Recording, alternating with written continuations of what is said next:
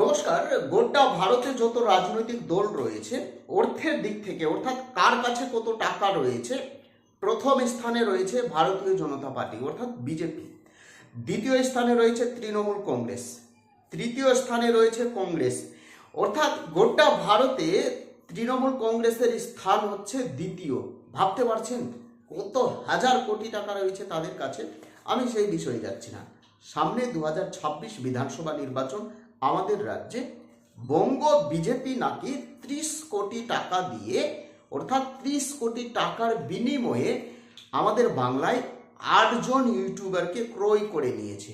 অর্থাৎ তারা টিএমসির বিরুদ্ধে কুৎসা দেখাবে, বিভিন্ন দাঙ্গা সম্পর্কে, বিভিন্ন টিএমসির যে নোংরামি কার্যক্রম, কোথায় চাকরি চুরি হয়েছে, কোথায় চাল চুরি হয়েছে, কোন নেতা কত টাকা মারি করেছে, কার কাছ থেকে কে কাটমানি নিয়েছে, অর্থাৎ টিএমসির বিরুদ্ধে খবর সম্প্রচারণ করার জন্য 30 কোটি টাকা দিয়েছে বঙ্গ বিজেপি 8 জন ইউটিউবারকে। সেই 8 জন ইউটিউবারের মধ্যে আমি 3 জন ইউটিউবারের নাম ইতিমধ্যে আমি পেয়েছি। তার মধ্যে 2 জন রয়েছে আমাদের সংখ্যালঘু থেকে আমাদের রাজ্যে, একজন রয়েছে মহিলা সাংবাদিক, একজন রয়েছে পুরুষ সাংবাদিক।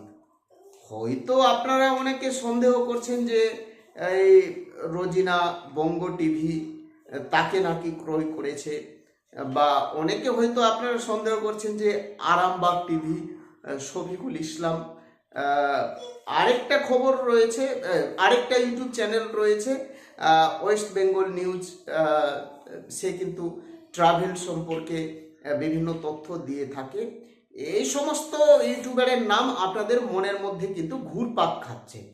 অর্থাৎ আমাদের রাজ্যে যদি টিএমসি বিরোধী কোনো খবর সম্প্রচার করে থাকে তাহলে প্রথম স্থানে রয়েছে আরামবাগ টিভি, দ্বিতীয় স্থানে রয়েছে বঙ্গ টিভি, থার্ড পজিশনে রয়েছে ওয়েস্ট বেঙ্গল নিউজ, আরও অনেক ইউটিউবার রয়েছে। এই সমস্ত ইউটিউবারের নাম কিন্তু আপনাদের মনের মধ্যে ভেসে বেড়াচ্ছে।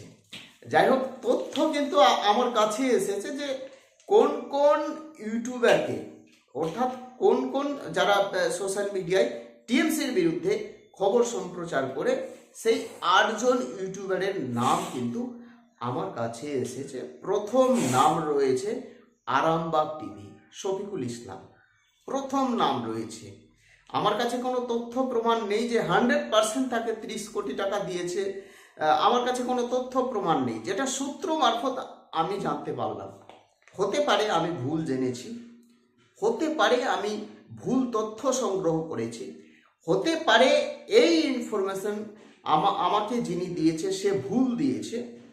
তবুও আমি আপনাদের সামনে তুলে ধরছি, প্রথম নাম কিন্তু তারই রয়েছে। অর্থাৎ সন্দেহ করছে তৃণমূল কংগ্রেস, সন্দেহ করছে যে 8 জন ইউটিউবারের মধ্যে প্রথম নাম কিন্তু আরামবাগ টিভি রয়েছে, অর্থাৎ শফিকুল বাবুর। দেখুন বিষয়টি হচ্ছে, দেখুন দুটো মেইন স্ট্রিম মিডিয়া রয়েছে, তার মধ্যে দুটো মেইন স্ট্রিম মিডিয়ার মধ্যে প্রথম নাম রয়েছে আর বাংলা বা আর ভারত মেইন স্ট্রিম মিডিয়া, যেটা আপনারা টিভিতে দেখতে পাচ্ছেন। সবসময় কিন্তু টিএমসি বিরোধী খবর সম্প্রচার করে থাকে।